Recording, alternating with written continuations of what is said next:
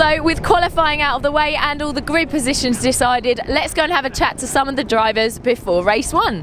I have here with me Simon, who actually came first. So how are you feeling now, Simon? Yeah, pretty good. I mean, the weather's it's probably suited to the four-wheel drive stuff. I don't mind the wet. Quite confident in the wet. Car's running mint. Nick at NR Autosport's done a fantastic job of setting it all up. So yeah, just looking forward to it. And I think last time I raced here 2 seconds with similar conditions. So with a bit of luck, I can go a little bit better and hopefully get up there, P1 hopefully. Okay, so you're wanting to beat your own time then? Yeah, pretty much. You're always trying to to improve with the driving. You're always trying to beat your own times and just go that little bit quicker all the time without obviously binning it and smashing it up. Exactly. Yeah. And you're in the Super GT class, is that right? Yeah. I'm running about 550 horse today, which is just out of the GT 500, but it's too much messing around. I mean, I would like to probably drop it down and have a bit of a mix with the GT 500 boys, but it's just too much messing around. Okay. And we've got the car set as it is now and it's running really good.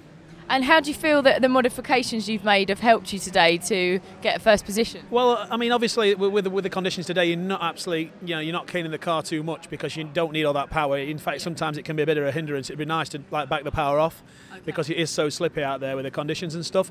But it's working all right. I mean, we can't really drop it any lower than that. Okay. But yeah, it's good.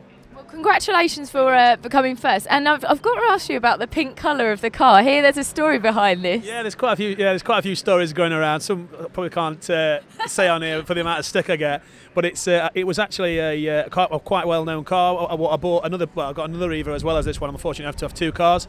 And when I first bought it was pink because it was going to get some sponsorship from Ann Summers off the guy that ran it before. Ann Summers? Ann Summers, yeah, not me, the guy that ran it before. Yeah, and it never pulled off. And I bought it and I thought, well, the first thing I've got to do, I've got to change the colour. But then I looked at it a bit more and then I thought, no, it's quite cool. So I've pretty much adopted it now as my racing colour, so we've got a couple of these in this colour. I get loads of stick for it, but I like to think I'm broad enough to take it. Do you know what I mean? Definitely, brilliant. I mean, pink's my favourite colour, so I love it. And I was going to ask you as well. You've got Scrap Man written on the side of your car. Yeah, Are you a scrap dealer? Yeah, I'm a scrap dealer. We've also got a company, Jap DNA, on the side of it. That's man of my business partners. We break Evos as well, so that obviously really helps with my racing because we can, anything I break or bust or any parts go down, we've got quite a large.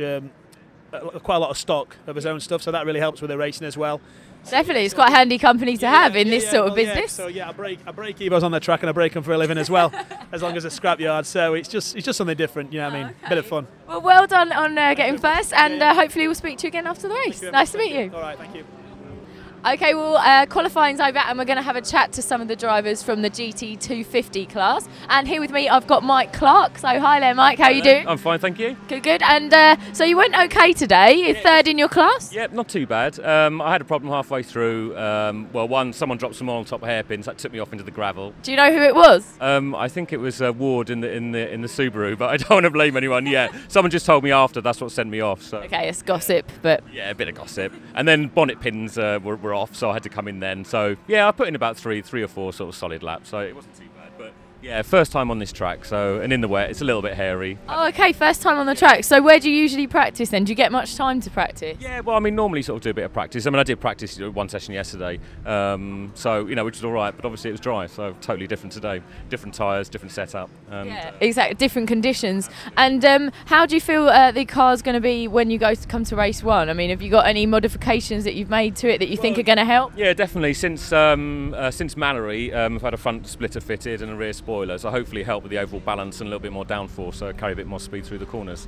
That's the plan anyway. And I hear that you're a Doctor of Philosophy in real life. Yeah, in my daytime job, yeah, I work at university. I'm an academic, but in my spare time, I play with cars, and also we run our motions. We sort of sell Type R and Performance Honda parts. So me and Chris, who also races, Chris Dunlop. So yeah, we work together on that. Right. Okay. And how do you feel your philosophy? Can you apply anything to your driving here?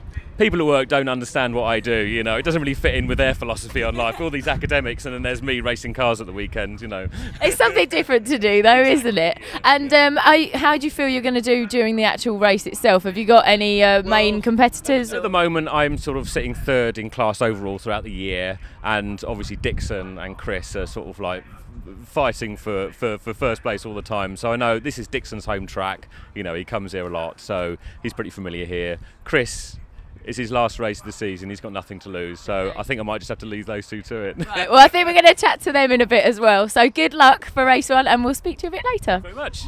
Okay, well, we've just been chatting to Mike Clark and he mentioned Dixon Chong, who's come first in the GT250 class. So, hi there, Dixon. I know that Brands Hatch is your home circuit, is that right? Yeah, it is. My garage is only 10 minutes away from here, and we do quite a lot of testing down in this track. Okay, so you're really familiar with the circuit? Yes, inside out, yes. Okay, and how do you feel that helped you today? Got me on the pole, so yeah, can't complain anything more. Okay, and you're 6th overall, I believe, in the position. So how are you feeling about that? Have you got any reservations or worries about the race itself? Not at all. It depends how wet we're going to be in a minute, but at the moment we only have half an hour until the race. It seems perfect to me. Okay, and you mentioned you've got your garage just 10 minutes up the road. And what do you do then in your day job? We are Honda and Mitsubishi specialists. We build race car from roll cage, body painting, wheel alignment, building engine. Okay, so that must be handy if anything goes wrong with your car. Yeah, it is. Yeah, anything we leave, we just go back and pick it up. Yeah. Okay, excellent. Well, well done with qualifying and good luck with the race one. Nice to meet you. So I've got here with me Paul Hughes from the Buddy Club team in their tent here. Hi there, Paul. How are you today? I'm okay, thank you very much. Good, good. And you're in the GT300 class and you came 3rd overall. How are you feeling about that? Well, we forgot the transponder, so I pulled in early, and so I didn't get some dry laps in. There was a dry line forming, and I pulled in. So my last lap that I did in the wet was the fastest I did. Right. Okay. So we're hoping for more. We're hoping for more in the race. Okay. And you usually race in the time attack series, is that right? Yeah, we race in the normally aspirated class in time attack, and we won the championship last week at Snetterton. Oh, congratulations! We set P1 qualifying in every round, and we won the last 5.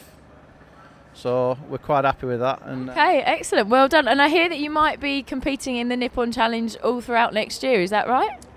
Yeah, there's a very good chance that we might be entering the GT300 class in Nippon as well as time attack next year. Oh, excellent. Well, I suppose a lot of it depends on today. So good luck with that. And how do you feel the weather's going to affect you later? I was just saying, let's hope the weather picks up a bit. If it rains, it's okay. We can use the wet tyres. Right. If it's dry and the dry line comes, then we can use the dry tyres. But when it's in between, it's neither wet nor dry. It's very, very greasy and slippery. So, so you just got to remember the transponder next time.